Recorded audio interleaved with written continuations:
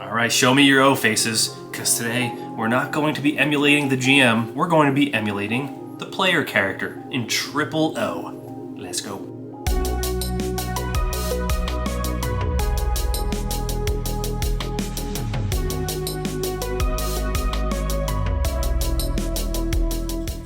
Welcome back to the channel. This is the Sacred Art of Gaming, and we love tabletop gaming, and thank you so much for whoever suggested player character emulators. At some point this was mentioned and it kind of threw me into a research thing because it blew my mind. I'm like, player character emulator, what do you mean?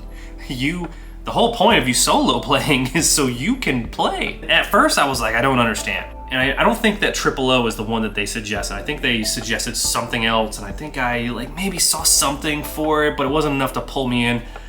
Triple O though, something that was on Backer Kit recently. It's not physically released yet, nor is there a final PDF, which is why I kind of have this crazy looking thing.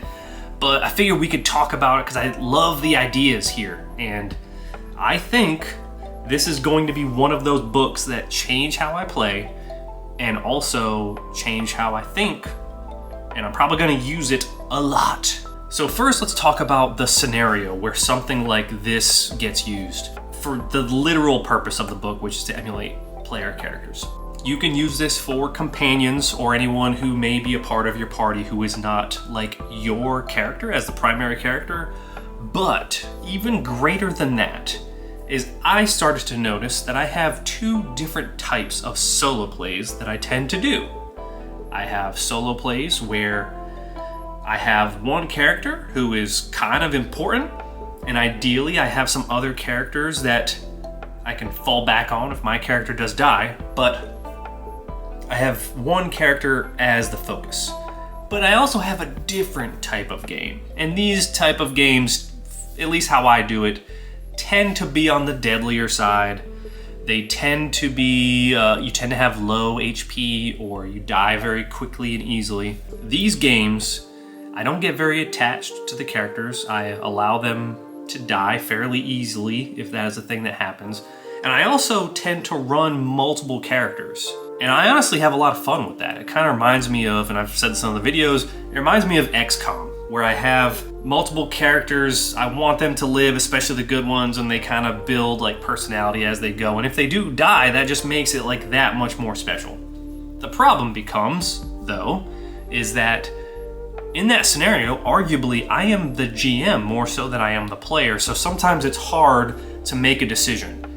And a lot of times I make a decision based off of assumptions, like for example, the thief is gonna do thief things, of course. And I don't think that's wrong, but what Triple O does is that anytime you feel guilty about using almost like GM fiat on what the player characters are doing because you have too much information, this is helpful.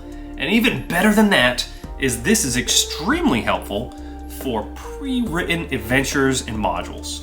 So let's talk about the basis of Triple O. So the good news is it is very simple. You are going to base this off of the character. And it may seem like a lot if you're doing it for multiple characters, but it doesn't have to be complicated. So like I mentioned, a thief is probably going to do sneaky things, only fighting when there's an advantage, maybe pickpocketing, stealing, lockpicking, etc. A paladin, for example, gonna be pretty much the complete opposite. And that's just based off of their class. But it doesn't have to be just based on that, depending on the system you're using, or you can even just use Triple O. If they have personality traits, or they have a background, or any of this information is going to allow you to come up with three things. The obvious thing that they would do, which is going to be a 6, 5, or 4 on a D6. There's the option of what they may do, which will be a 2 or a 3 on a D6. And then there's the odd thing that they may do, which is going to be the 1. In the case of the thief, for example, let's say the thief, all we know is the thief does thief things. Let's say there is a body in the hallway. I think the obvious thing for the thief to do is to check the pockets of the body.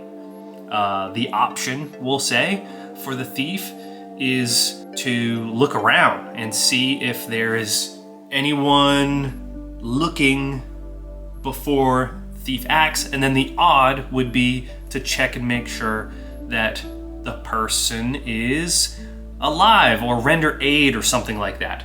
So I came up with that pretty quickly. I didn't think of that ahead of time, so it doesn't have to be anything crazy. And it doesn't have to be for every character decision either. By all means, feel free to go with the obvious as much as you'd like.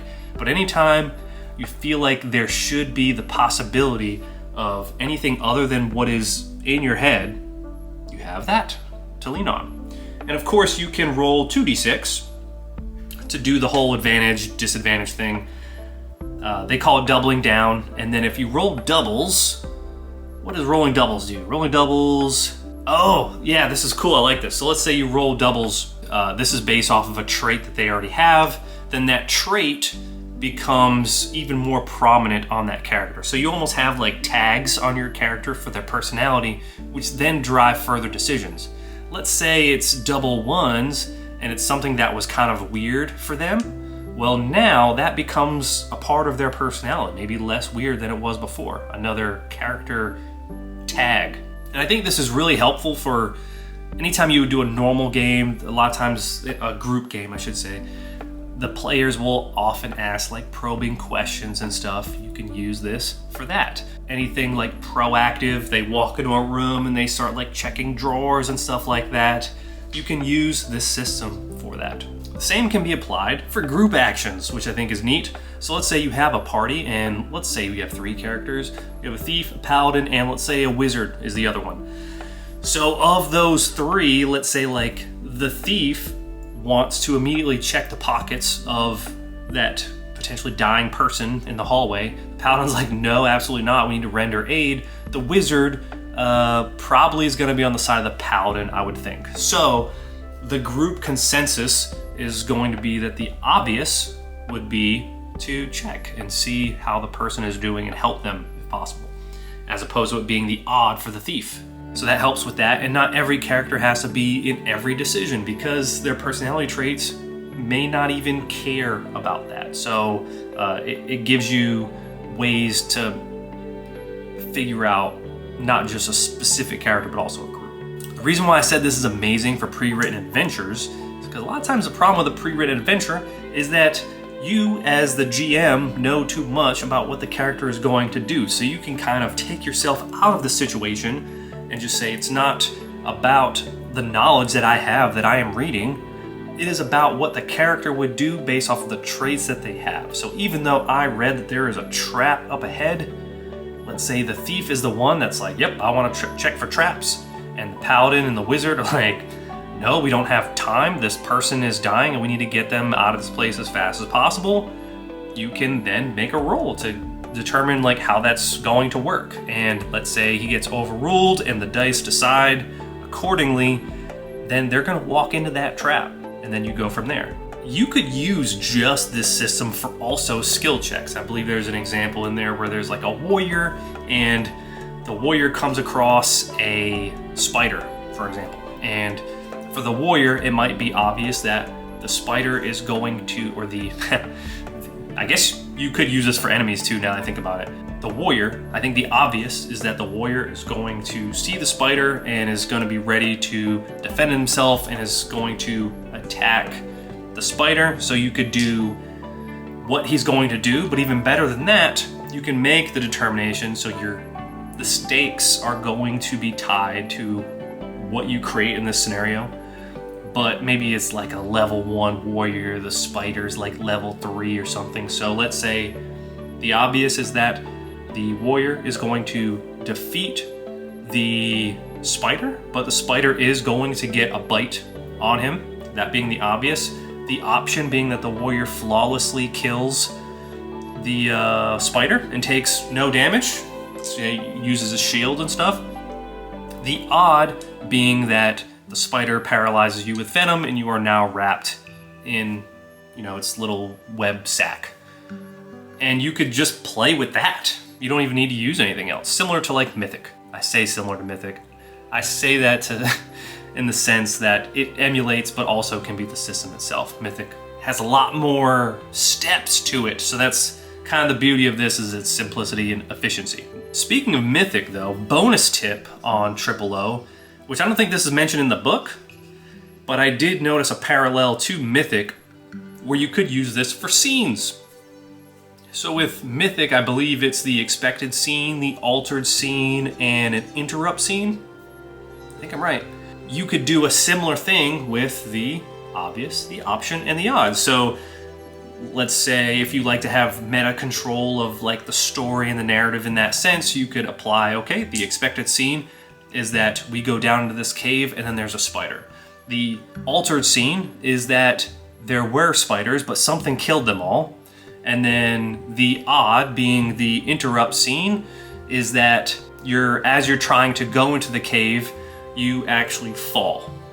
You fall into the cave and there is, I don't know, an ancient tomb of undead or something, right? And then you can roll on that. And then you can always double down if you, I guess advantage and disadvantage is not the best way to say it because it's really just, you're doubling down towards your preferred, I shouldn't use option because it's a term for the game, for your preferred outcome. So yeah, it's just whatever, it removes a step of advantage and disadvantage. But wait, there's more. There are tables galore in this thing, and some of the tables are for stuff that I don't think I have tables for already. So I think it's great. There's, of course, excellent spark tables. There are combat tables, social tables, exploration tables, delving tables, interpretation tables, downtime tables, and planning tables.